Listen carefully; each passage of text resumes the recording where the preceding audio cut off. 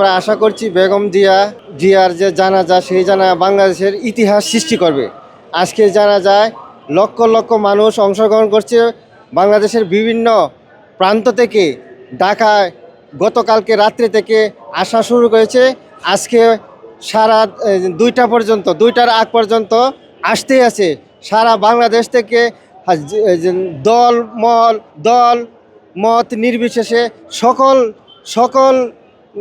সকল ধরনের সকল জনগণ আজকের এই জানাজায় অংশগ্রহণ করছে এবং এই জানাজা বাংলাদেশের ইতিহাস সৃষ্টি করবে বলে আমি বিশ্বাস করি।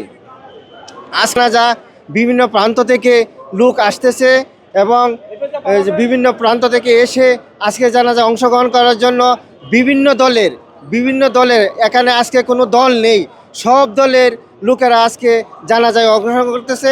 এবং আমি ময়মনসিংহ থেকে এসেছি, আজকে দেশনেত্রী বেগম খালেদা জিয়ার জানাজায় অংশগ্রহণ করার জন্য আমি এসেছি এবং বাংলাদেশের ইতিহাসে আজকের সবচেয়ে বড় জানাজা অনুষ্ঠিত হবে বলে আমি আশা করছি।